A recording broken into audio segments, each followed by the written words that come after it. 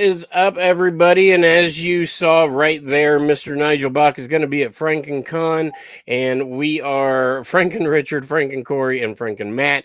And FrankenCon takes place in Knoxville, Tennessee. We'll just say Knoxville. It's really Alcoa. But if you go to the airport, we're right at the airport Hilton, and it's going to be May 14th. And Mr. Nigel Bach, I just decided to leave you on because we were having a fun conversation.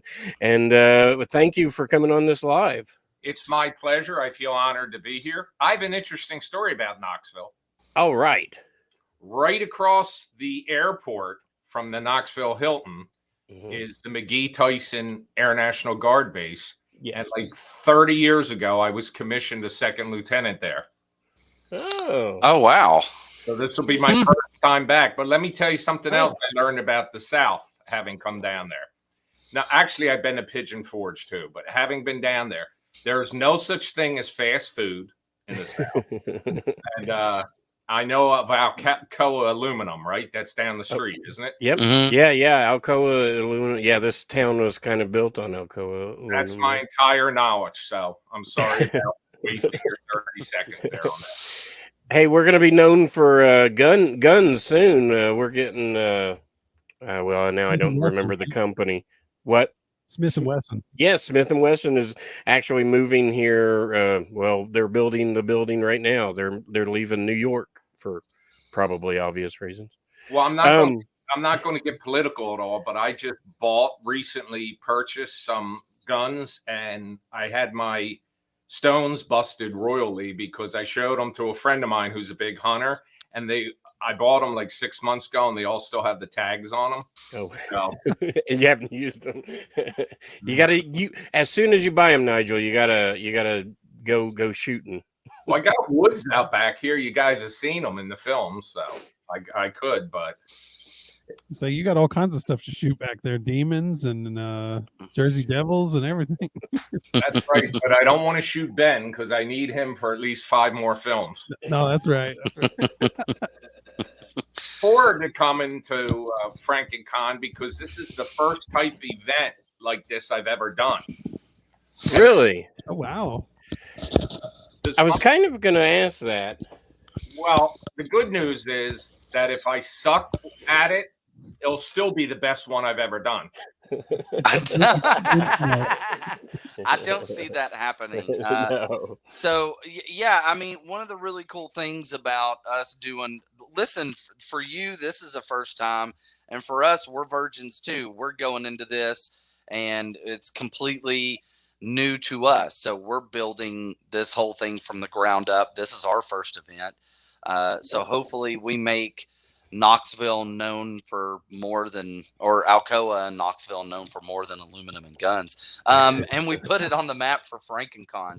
But we're super stoked to be not only having you there, but also showing the film Bad Ben. And really, I got to give it to Frank and Cory on this because he was the one that kind of exposed us to your franchise. And I think Frank and Cory can speak up for that. Yeah. So I've, Bad Ben will forever have a special place in my heart because I do a podcast called Spooky Dudes with my friend Eric. And our first episode was Bad Ben. And I remember you shared the link to it over Twitter. We felt like, hot stuff because like Nigel's sharing the link, telling the Benonites to check it out. We were like, yeah, man. So I will forever have a soft spot in my heart for the first film. I love it. Well, do you know the story of how it got made? I think I know a little bit, yeah, but I'd rather hear you tell the story. Well, I was never even, the intention was not for me to be in it. I mean, let's face it, I am hot, but I had originally, the idea I had was to have a cast in it, and I advertised, and I had actors lined up for it. And I mean, not all indie films pay their actors. I pay people when they're in my films. I mean, they don't make a fortune, but they still get paid. And I had them lined up, and one by one, they dropped out prior to shooting. So the Thursday before I was supposed to start shooting that Saturday, I'm driving down in the pouring rain down my road, and I get a text. I look at the phone, and all I had left was the female lead. And I figure, well, I'll just shoot this film with just her in it. I get a text from her, says, moving to LA, can't be in your film. Sorry, good luck. So I said, darn it. And I dropped my phone in the passenger seat. I continue driving, and then I scoop it up and I start filming myself. And I say, here I am on my way home from the house I bought on Steelmanville Road at a sheriff's sale. And I pull in the driveway and I flip it around. I say, not bad for a sheriff's sale. Well, that became, in that one take, became the opening scene to my film. And then I had to think, who's going to want to watch a bald, fat, 50-year-old guy running around the house half the time in his underwear, getting the crap kicked out of him by demons and ghosts? But I said, what the heck? I'll just film it. So over the course of 30 days, I would just film. I shot that opening scene, and I shot the final scene where I get drugged down the steps. And then the goal was to have point A meet point B. So I shot everything in between. No script, all impromptu, just shot it as I went along. And then at the time, Amazon was quite lucrative for indie producers.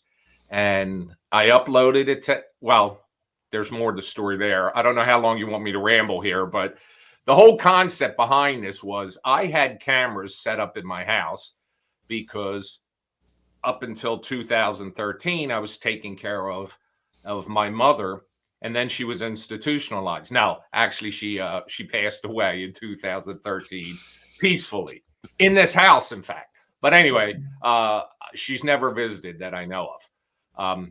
But anyway, I had these cameras in the house, and people always used to say to me, because I did TV commercials for like Comcast, not big commercials, but like local commercials. And I was writing screenplays, and people always said to me, you ought to produce one of your own films. Well, what most people don't understand is just because you own a camera doesn't mean you can make Avatar. So what I did know was, based on looking at these security cameras at night, I would say, man, wouldn't that be scary as hell if something walked across the screen right now? So that's how I got the idea for doing this. So I figured I could make a film that looked like it was shot on security cameras. So that's how the idea for Bad Ben was born. And then I shot it, like I told you, and I uploaded it. I first sent it to a film festival out in California, a big film festival. And I was told that that's where Paranormal Activity sold. And so I sent them the film. I paid the entry fee and all. And it was in June, because I started the film in May. I finished it like June 11th. June 12th, I submitted it to this film festival. And you have to send them a private link on YouTube, and they review it, and they'll get back to you. The deadline was like September 14th. So I'm waiting. September 14th, I get an email from them saying, sorry, but we're not interested in your film. Now, what they didn't know, but I knew, was about this thing called Google Analytics. And Google Analytics showed me that the film was never watched. So basically, actually, I should say, watched for 12 minutes. So I wrote them back and I said, I'm a big boy and I can accept the fact you weren't interested in my film, but I paid my fee. You could have at least watched it. Said, oh, we watched it. I said, no, you didn't. It was watched for 12 minutes by one address in California, and that's you. But anyway, that's when I submitted it to Amazon, having no expectations, maybe a few people. I just thought it was cool that it would be on Amazon, a big streaming channel. Having no expectations, expecting maybe over the course of its life, I'd make a couple $100. And the first month, it streamed 1.2 million minutes. And I was like, holy cow. I mean, nobody was more surprised by that than me. And I actually won something called the AVD Stars Award, which was a bonus they pay to people that upload films on Amazon. I don't know if they still do it. They say they do, but you can't really get an answer. So that the film to date, that film has streamed over 150 million minutes. Wow. Wow. So that's where I first watched it, was on Amazon, and it's because it's really kind of one of those weird things. Like, I'm sitting in bed with my wife, and I just go online, and I'm like, you know, I love found footage horror movies. It's kind of like it's like a guilty pleasure for me. But whenever they're done really well, they're done really well. And I look up, top 10 found footage horror movies that have came out within the past 5 years, and yours was on there. And then I looked at reviews, and then the reviews were super. So I was like, hey, let's just watch this. And I would put it in the same vein as being extremely effective, in the kind of same way that Paranormal Activity is effective, except Paranormal Activity actually feels overproduced compared to what you have. So in a sense, what you end up walking away with is a more real experience. So whenever I'm walking around in my house after watching your movie, it gives me the willies more than watching other found footage movies, because it just has a more realistic feel. It just, and you're extremely relatable too. So that goes a long way. That's probably because I'm not actually a trained actor. I don't even, it's tough for me to say the word actor to begin with. But I actually, when I was making this film, I thought I was making a horror film. But the reviews pointed out to me that many people saw it as a horror comedy. And that was just because they say his Philly accent. Well, I don't even know what the hell a Philly accent is. Philadelphia is like an hour from me, but it would. Man, my Siri just went off. See, that it's Uh-oh. turning into a haunted house here. I'm actually in the room where I was drugged across the floor at the end. If that demon dog yeah. behind you turns starts his head, looking, I'm gonna lose my shit. Can I tell you something? That thing's 2 years old. It's one of those things you get at Home Depot when they say, you know how they go all out for Halloween? yeah. Yeah. You press a button and it barks. I can't. I did it once. My dog almost freaked out. I can't do anything with it. But when I was shooting, the responses I was getting, the comments I was getting, indicated to me that people found it funny when I did things like stop it, pulling the chair, and this is not your home. I got news for you. It is my home, and I erased that in the dust. People found that stuff funny. So I eventually, as the series went on, I embraced that, and we have gone more of a funny route since then. But there was, in my opinion, the still single series occurred in Bad Ben, and that was the music box. Yeah. Yeah.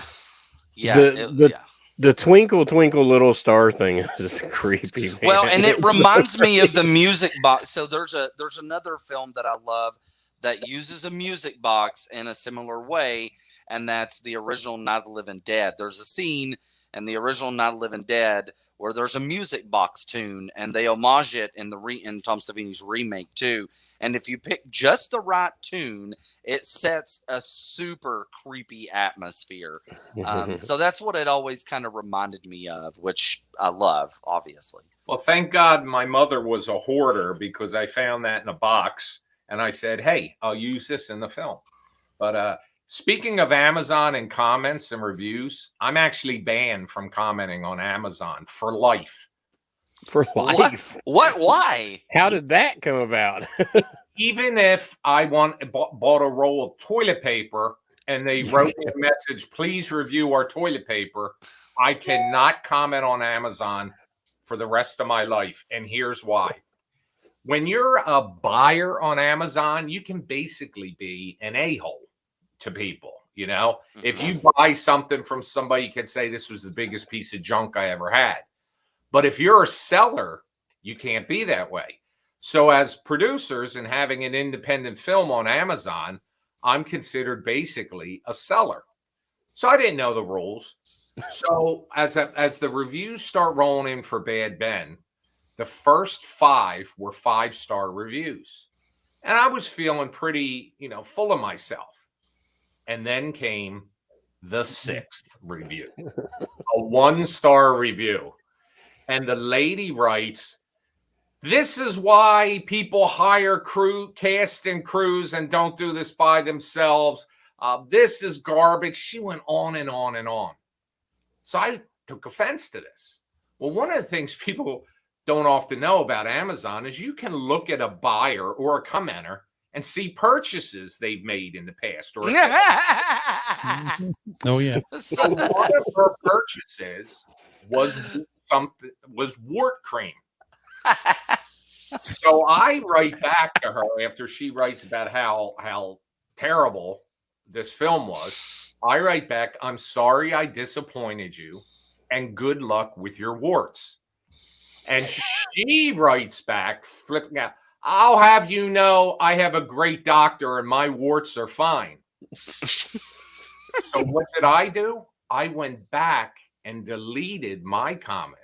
So now when you read her comments, she says, "This film was garbage. This is why people hire cast and crews to make films. And I'll have you know my warts are fine. I have a great doctor."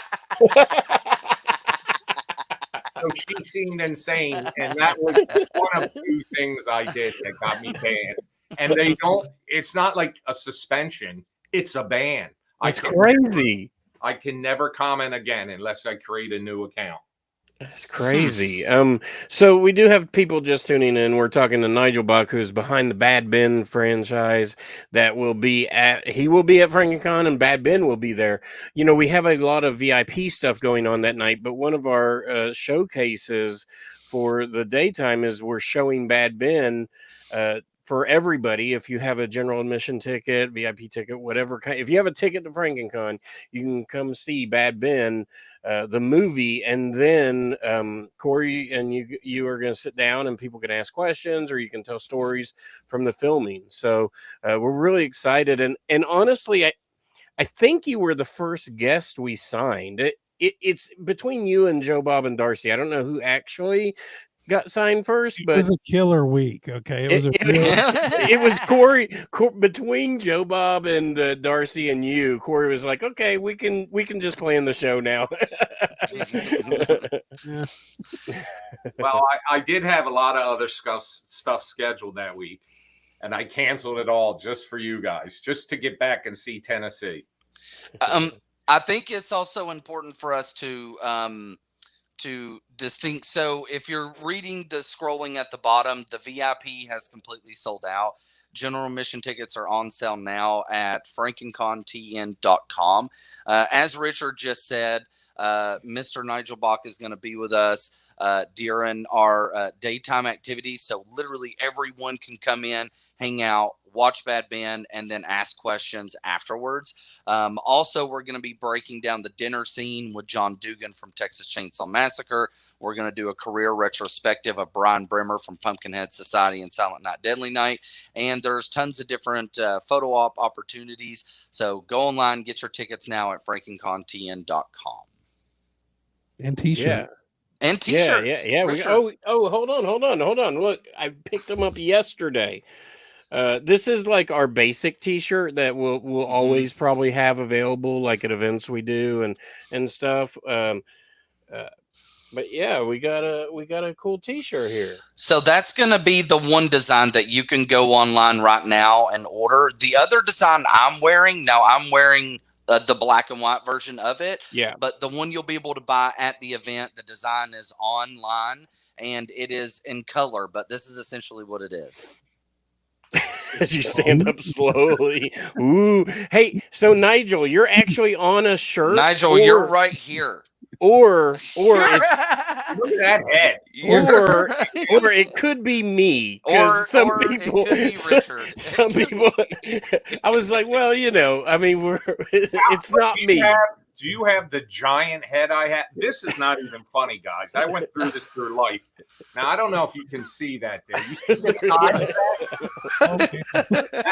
My glasses. Now, these I just got new. But prior to this, for 5 years, the brand of glasses I had an F on the side. And if you look that up, it's a brand of glasses called Fatheads. It's the only thing I could get to fit my head. Now, excuse me, I'm going to walk off 1 second. I want to grab a picture here and show it to you. Something Now, my best friend who drugged me across the floor at the end of Bad Ben wanted to get a picture, and this will show you how gigantic my cranium is. So for a Christmas present, I said to him, I don't have a picture of us. So he gets this beautiful picture made. And if you look at this closely, you see I look like the Earth over here, like the moon over here. Differential. I mean, am I like hydroencephalitic or what here? The size of this head. Oh man, guys, it's not even funny. When I was a kid, I was playing Little League. They couldn't get a helmet to fit my head. They actually, over there at McGee Tyson across the airport there, when we had to get those blue hats, you know, those flight caps people in the military wear. One of the instructors looks at the hat on top of my head and he says, Bach, that looks like a canoe on the moon. So I've been cursed with it. So I don't know if that's me or that's you, Frank and Richard, because the head isn't quite grotesquely large enough. Yeah, maybe not. Maybe not. I do want to ask Nigel, because I think it's fascinating, but I want to get an idea of the kind of horror that you grew up on. What's some of your favorite horror movies, you know, that you watched growing up or maybe even as an adult? Well, I'm going to state one of the obvious, and that's The Exorcist. I just thought that was terrifying. But as a kid, a TV show that was on that scared the hell out of me. Now I can't remember. The guy who plays the father in A Christmas Story. Oh, you're talking about Kolchak. Yes. Kolchak, the Night Stalker. Yeah. That Darren McGavin. Yeah. Friday night, I can remember watching it. There was this vampire. I remember this one scene. It's up on like I don't know, a beam in the ceiling. It scared. That was terrifying to me. There was also, and this is right now, it's streaming somewhere. There's this show, it had Karen Black in it, and it was 4 different movies. Trilogy of Terror. Trilogy of Terror. The little thing, the doll, the knife, scared the hell out of me. Doll, yeah. But there's so good. I got to tell you, the first time I watched Blair Witch Project and Paranormal Activity, I didn't find either. I didn't like either. But since then, on revisiting them, they're both genius the way they're done, and they are. I did enjoy them very much, and the later versions of Paranormal Activity, which took a hit, I liked them all. In fact, I think the bar kept getting raised practically with each one of them. The most recent one, the something Dimension or something they did. Well, there was the Next of Kin that came out on Paramount TV. That just seemed like a different film to me. Well, it was Paranormal Activity, the Amish kind. Because it was filmed in like Amish country. But because I love found footage movies, so whenever I think of found footage movies and I go back and I kind of do a reset and I go, okay, if I could like have my top 10 found footage movies. Yours is in there. Also another really good one, if anyone hasn't seen it, would be The Taking of Deborah Logan. That one's fantastic as well. It's very terrifying. But yeah, Blair Witch, your film, Paranormal Activity. I have an affinity for found footage films, and I miss them. And there's not as many made. Of course, they're not as mainstream as they were, but they always go through like ebbs and flows. You know, you'll see, you know, they'll go down a little bit and then all of a sudden they'll start popping off again and they'll become popular. Because all it takes is really one found footage movie to revitalize the entire, you know, found footage genre. Did you see Leaving DC? No. Leaving DC, if it's still on Amazon. See, Amazon changed now. Indie producers can no longer make films available on Prime. That's why so many of my films right now are no longer on Prime. But can I make a plug on where they can be seen? Absolutely, yes. Yeah. Well, there's on Folsom, which is like awesome, but with an F, like in FrankenCon at the beginning. So it's Folsom, a streaming channel. You can watch 1 through 8. on a Tubi. You can watch 1 through 8. Love And Tubi. They're for free on those two. And then on Vudu, you can rent 1 through 9 or purchase them. So the new one, 9, is on there. And you can also buy them as a package on there and get all 9 films. But Leaving DC is a film. It's kind of a one-man show, similar to like the original Bad Ben, but he did a really good job on it, and I suggest you check it out. Nice. Cool. It's like Yeah. 99 cents on Prime. Yeah, so they charge you. Yeah, I bought my Bad Ben copy on Vudu because I like Vudu, but and it was in that in between area where it wasn't really available anywhere. And I was like, well, I just want to have it all the time because I mean, are you going to have physical copies of Bad Ben at FrankenCon? You know what? People have been pressing for Blu-rays.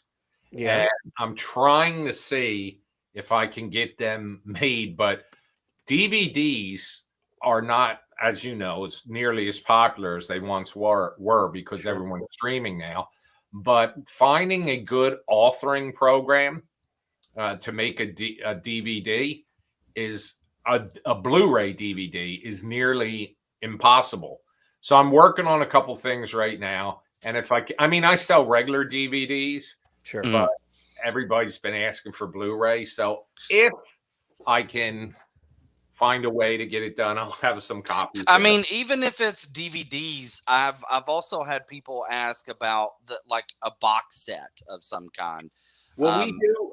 I don't have one sitting around here to show you, but I do make a box set of 1 through 8. And what I recently did was I bought a 10 case holder that I can put 1 through 9 in, and then when 10 comes out, people can just order 10, and I can ship it to them, and they can stick it in the box. I would definitely like to buy the box set. That would be. Yeah, cool. I think if you had a couple of those around, I think people would like that.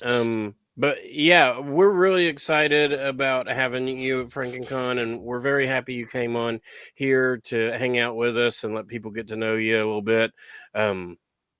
Yeah, if you have anything else, where can people find you out online? I know you're on Instagram and Twitter. Well, I'm at Nigel Bach on Instagram. I'm at Nigel Bach on Twitter. I'm Bad Ben Movie on Facebook.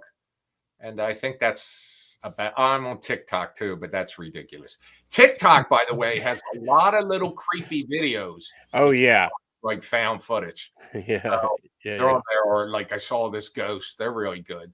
But, okay. Sorry, I didn't mean to cut you off. I was just gonna pop up and say we've had some comments, so I was gonna show them. So Tiffany would absolutely buy a box set at the con. She's our pal Jason says hey. Yeah, we've got a lot of. Let's see. That's my mom, Nigel. My mom watches us on live stream. She's Franken mom. This is a volunteer. He's apparently from North Jersey. I think he's with one of our vendors, Krupp Cakes. So it's gonna be fun.